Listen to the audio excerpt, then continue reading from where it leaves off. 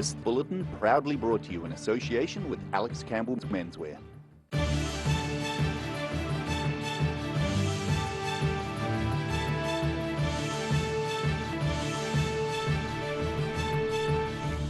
Tonight on The South Today, the Otago Youth Wellness Trust is celebrating 25 years of helping Southern rangatahi.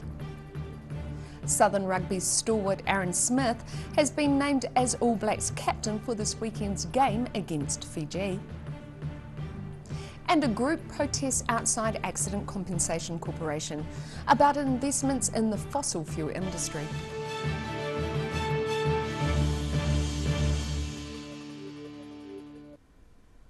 Kia ora, good evening, I'm Melissa Barton. Dunedin's Otago Youth Wellness Trust is celebrating 25 years of helping young people in the South. Principal Youth Court Judge John Walker is among the keynote speakers at the Trust's Anniversary Symposium and says organisations like this help many youngsters.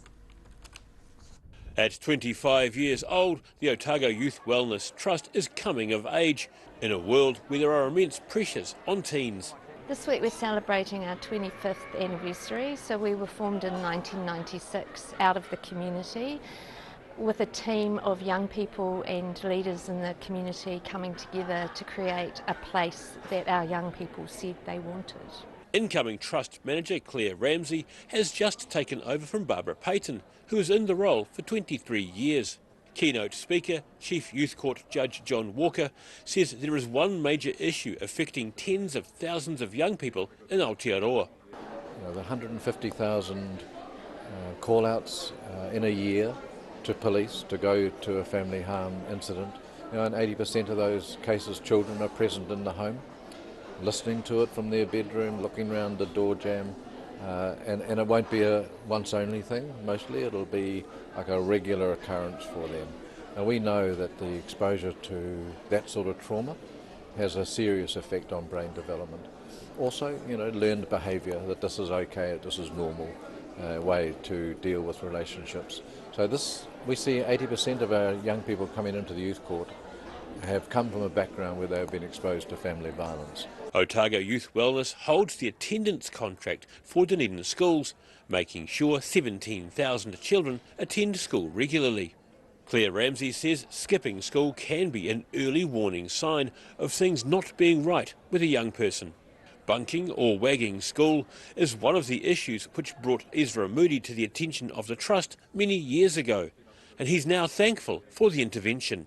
I think Otago Youth Wellness, I think Malcolm Trust, and I would think Youth Grow. They all played a massive part in, helping me get up and go. After going through alternative education, he's currently the second in charge of ground staff at Dunedin's Botanic Garden. Judge Walker is thankful the number of people appearing before the youth court is declining, and says as a team they have to believe the system can make a change in some people's lives. But there are enough good news stories out of the youth court to keep us all very enthusiastic about what we do. Judge Walker says by the time young people appear in youth court, they're already facing a multitude of issues. Claire Ramsey says it was an honour to have significant keynote speakers, including Catherine Burkett and Judge Walker, speaking at their Silver Anniversary Symposium. In Dunedin, The South Today. Tonight sees the last harness race meeting to be held at Dunedin's Forbury Park Raceway, with discussions underway on what to do with the site. Dunedin-based architect Gary Todd is promoting a proposal that could result in a mix of public and private housing at the site. But he also suggests the inclusion of wetlands and detention ponds could provide a solution to the stormwater and flooding issues in South Dunedin. The raceway is owned by the Trotting Club, which is understood to be supportive of the project. Aaron Smith has been named as the captain for the All Blacks against Fiji in Dunedin this weekend. Meanwhile, a southern man who apparently has a snowflake tattoo is pleasantly surprised to have made the team so early in his career. Highlanders co-captain Aaron Smith is set to step up to captaining the All Blacks this weekend against Fiji. And All Blacks coach Ian Foster says he's earned it. He is a big part of our whole leadership group. He's a big contributor off his he's grown to become an outstanding, preparer for a test match, and so I think there's a little bit of a reward there, but it's also, it's something that we're very confident. We've watched his leadership through the Highlanders, and he thought he did a great job there as well. So it gives us a lot of confidence to give him that title. Among his fellow players, he's known to be quite verbal on the field and has support from teammates who say his communication style will work this Saturday. Oh, I'm so happy for him. We're all excited for him. What a better place to do it. So I don't think he'll change too much. He'll focus on playing well for the team as he has been doing, especially this season. He's been exceptional. Sporting what appears to be a snowflake tattoo, Southern rugby player Ethan de Groot is anything but a snowflake in the modern meaning of the word. But he's reassured journalists at today's media conference his body decoration isn't actually a snowflake. Oh no, this is a Viking compass. Viking compass? Yeah, what does that signify? Oh, nothing really, just thought it was cool. De Groot made his Super Rugby debut in 2020 and has played just 14 Super Rugby matches, making his call-up to the All Blacks a meteoric rise to the pinnacle of New Zealand rugby. He says he's looking forward to having family in the stands. Yeah, I found out on Tuesday, so I rang my parents, and my old man's in Australia at the moment. He left a couple of days after the team got named, but yeah, they're just super proud, and yeah, mum's coming up, so that'll be cool. Aaron Smith is set to captain the All Blacks in what will be his 98th test. The All Blacks and Fiji are set to meet at 7 p.m. under the roof at Forsyth Bar Stadium in Dunedin, the South today. A pedestrian has been hit by a vehicle in Dunedin this afternoon. Police were contacted by St John following reports of a vehicle hitting a pedestrian in Tairi Road near Wakari Hospital about 3 p.m.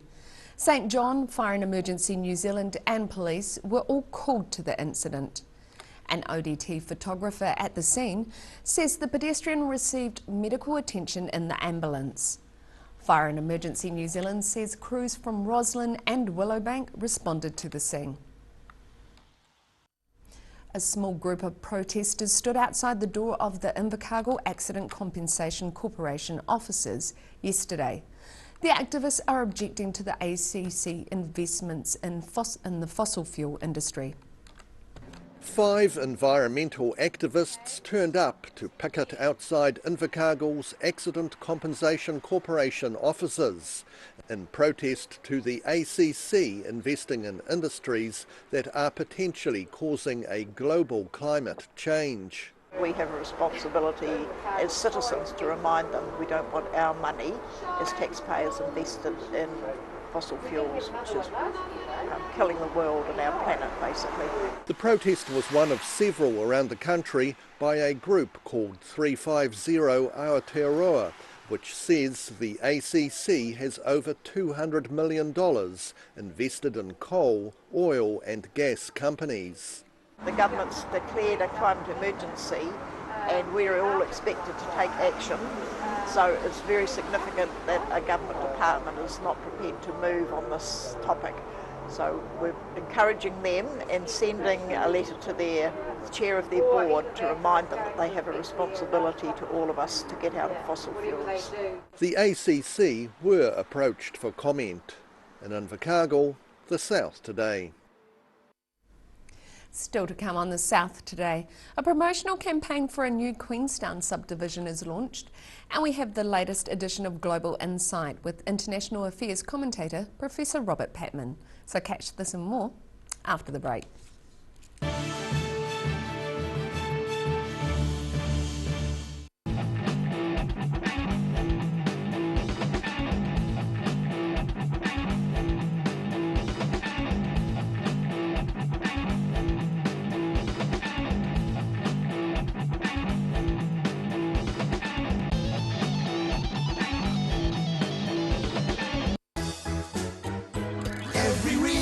Every season, we're proud to dress the region.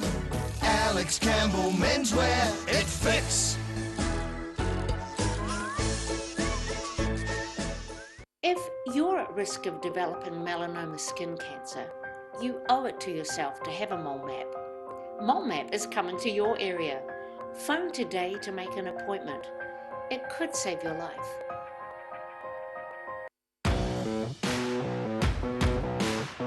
Be sure to tune in to Football Chat every week, where we chat about local football fixtures, results and everything else that's happening in the local game.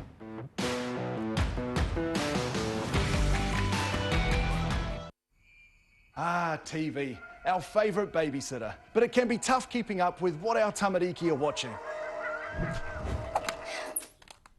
Luckily, the Broadcasting Standards Authority has made some smart changes to the classification labels. Ooh!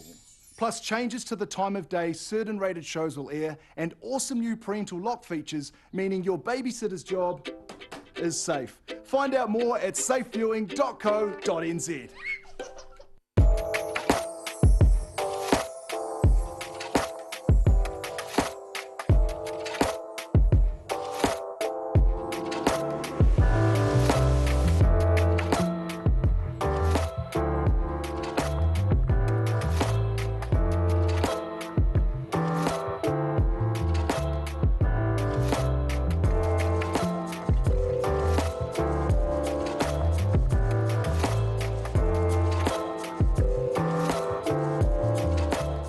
A poorly maintained heat pump can lose up to 35% of its output. The Mr. Heat Pump Cleaner team are experts. Their specially developed chemical wash is totally biodegradable. Call Mr. Heat Pump Cleaner and get the job done by the professionals.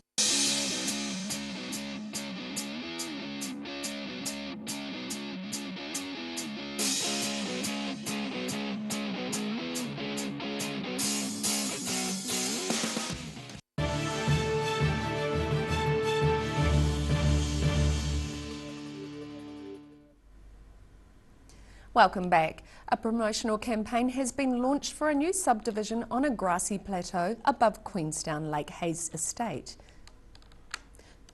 Called Kararau Heights, the almost 9-hectare site is set to offer 100 sections with an average size of just over 600 square metres.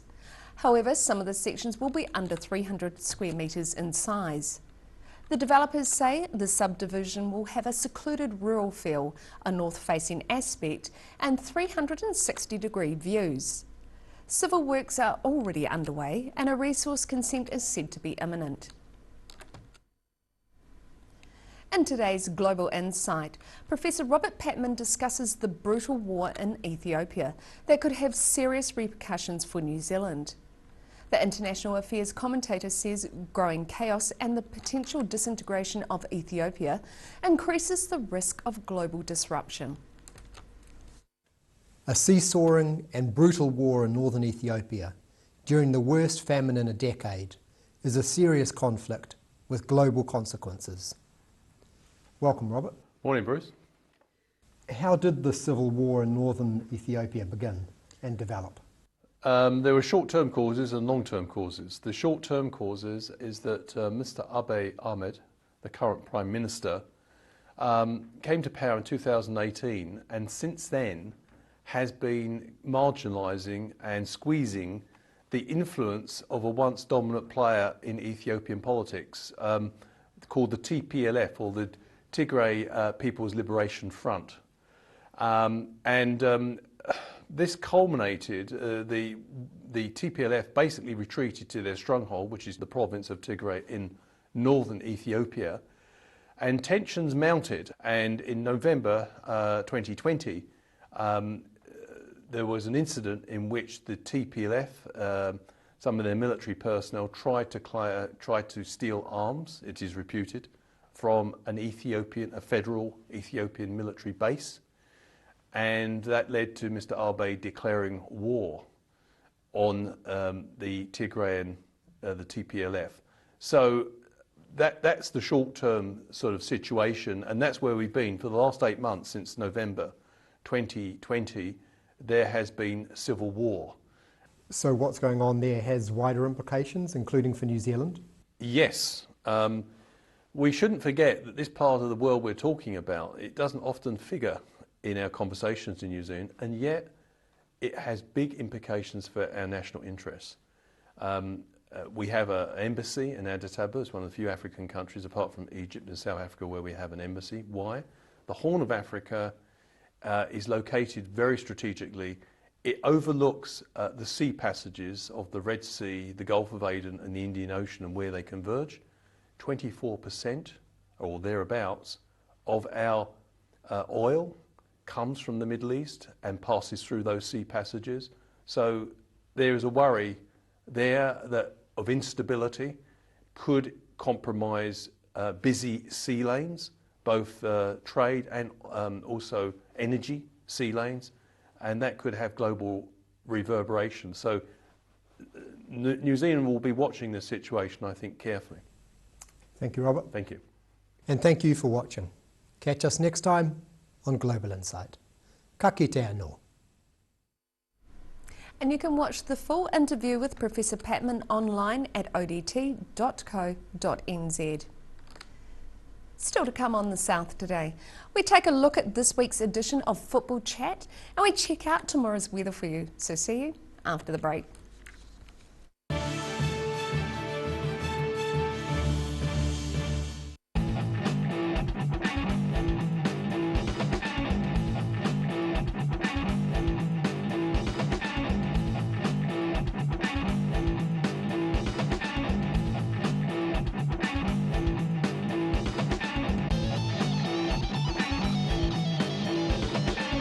If you're at risk of developing melanoma skin cancer, you owe it to yourself to have a mole map. Mole map is coming to your area. Phone today to make an appointment. It could save your life. A poorly maintained heat pump can lose up to 35% of its output. The Mr. Heat Pump Cleaner team are experts. Their specially developed chemical wash is totally biodegradable. Call Mr. Heat Pump Cleaner and get the job done by the professionals.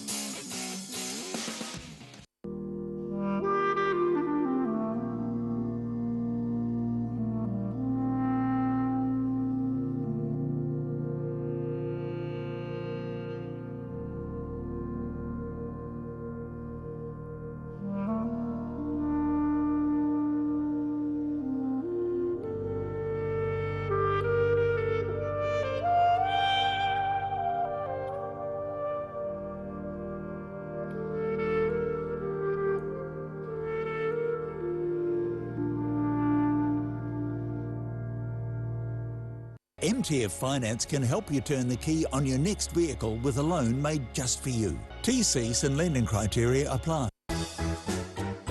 Every reason, every season, we're proud to dress the region. Alex Campbell Menswear, it fits.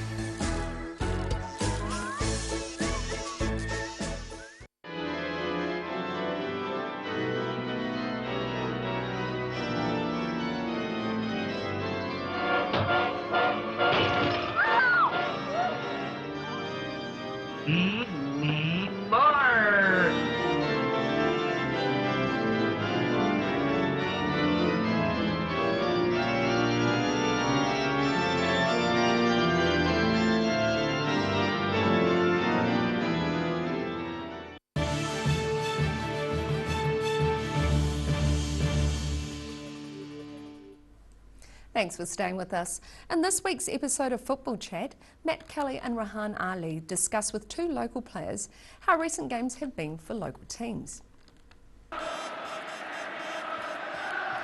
Hello and welcome back to all our viewers. Today on the show we have Georgie Kennedy from Dunedin Tech and Jamie Lecomte from Roslyn Waikari. And welcome back to you, Matt. Thank you, Rahan. And welcome to you, Jamie, and welcome to you, Georgia. Let's dive straight in, shall we? Jamie, you had a massive game on Sunday down at Ellis Park, large crowd and place at the top three at stake. Yeah. You guys came from 2 goals behind twice, but couldn't quite get the job done. was losing 3-2 there. Talk to us about that game, please. Yeah, obviously it was a big game for all of us. We obviously needed to win. I think we went in training really well that week, had a strong game plan. I think we started really well. First 30 minutes was quite a bit of us, but obviously falling behind and having to chase those goals was quite difficult. I think the second half we fell off a little, but the guys were fighting really hard. Uni as well, they kept the ball quite well when they went up to 3-2. So we just couldn't pull it over the line, which is a shame, but it was a really big opportunity for Roslyn especially to play in that game. Now, Georgia, great to have you on the show, and first of all, congratulations on making the New Zealand Under-17 squad. How did it feel when you first heard that news? I was so excited. All I remember was Dad running into my room and he was like, "You made it!" I was like, oh, I was so excited, yeah. Nice, it's a great moment. Yeah. Yeah. And now what happens next for you in terms of that? Are there training camps? Is there a game or...? So next Monday we fly out to Auckland and we have a 4-day camp. We come back on Thursday afternoon and then we have more regional trials. Should be late August, and then there'll be another camp in October. Nice, and we see you have picked up an injury, sustained an injury. Are you going up next Monday? Yes, I will be. You are? Yeah. Right, cool, good to stay involved. So I think that about wraps up the show for us. Jamie, Georgia, it's been great to have you here. Matt, always a pleasure. Thanks for that, Rahan, and thanks to you two for coming in. And thank you to all our viewers. It's nothing without you. Thanks for tuning in. We'll see you next week.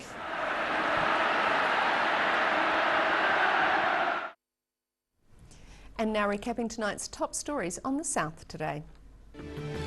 The Otago Youth Wellness Trust is celebrating 25 years of helping Southern Rangatahi. Southern Rugby stalwart Aaron Smith has been named as All Blacks captain for this weekend's game against Fiji. And a group protests outside Accident Compensation Corporation about investments in the fossil fuel industry.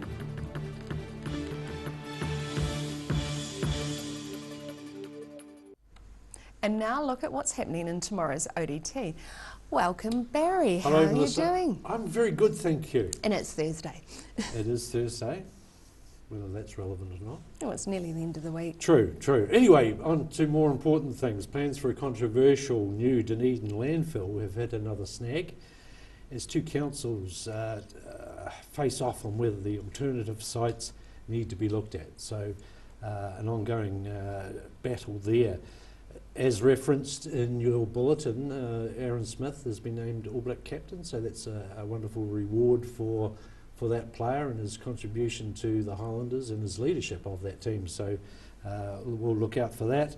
Aaron didn't speak to media yesterday, but he'll be fronting tomorrow as they have the captain's run, and of course the captain is always speaking on that occasion. So we'll get some insight into how he feels about that. Another significant sporting occasion happens tonight at Forbury Park, and that's the signals the final race meeting of that famous South Dunedin track. So our reporter will be there to capture all the drama and emotion. So rather sad day really when after, gosh, I don't know how many years it is, but it's definitely it's been a long an time. institution, that one. Absolutely. So yeah, so the last hurrah for Forbury Park tonight, so we'll be there to have a look at that. Now an interesting story on our Inside Out page. Sharing a front garden is not for everyone, but residents of a high street development in Dunedin are enjoying the social contact that is offering, that co-housing is offering. So Kim Nungi takes a look inside that development. So you know the one I'm talking about in High Street? I do, and actually it could be a thing, it's a very European trend, and it could be actually a way that things go in the future, this communal garden idea. So we, well, it's not just the garden, it's the whole but the package. whole co-sharing, Absolutely. So, so Kim takes a look inside that, so we'll get some insight into it, so that'll be good. Well, it'll be a way of connecting the community again. Be great. And you can catch all of that in tomorrow's ODT. And now it's time for a look at tomorrow's weather. Tonight's weather proudly brought to you by Mole Map. Starting with today's southern view taken of a university building. Oh, it looks like the All Blacks actually. Looking at the situation, a very cold southwesterly airflow blows over the region and will bring further cloud showers. Adds strong winds to the coast tomorrow and Saturday, easing on Sunday. Fine weather inland could bring some heavy frosts at the weekend. Starting off at the northwest of the South Island, it's a wet day with showers and 10 degrees for Greymouth and Westport.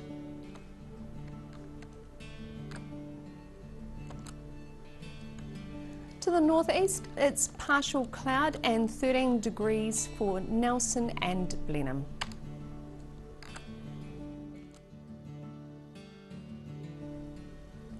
In Canterbury, it's going to be mostly cloudy for the region here. Kaikoura reaches a high of 12, Christchurch 9, and Ashburn has a bit more sun and 9 degrees.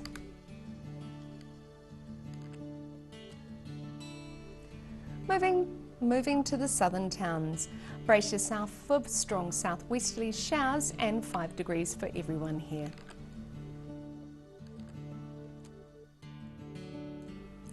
Moving to central, moderate southwesterlies and fine conditions for most areas with 5 degrees in Wanaka and Queenstown, 6 degrees in Alexandra, and Tiana also says 5 degrees but will have fresh winds.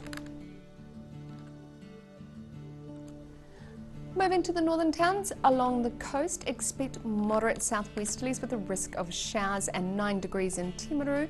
Oamaru can expect fresh southwesterlies, a few showers and 8 degrees.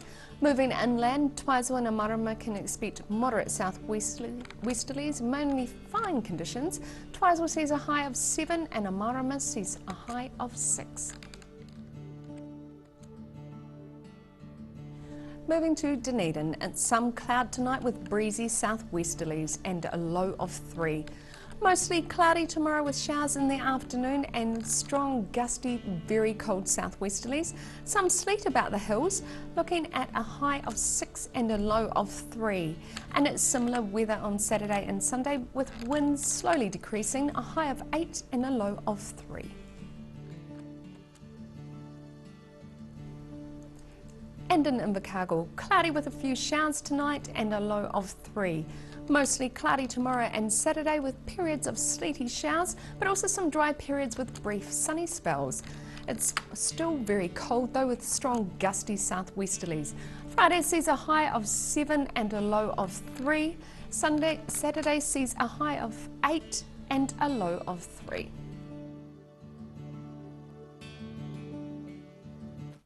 And that's all for our news for this Thursday. For the latest news from the southern region, head online to odt.co.nz or follow Channel 39 on Facebook and YouTube. Thanks for joining us. Ka kite anō.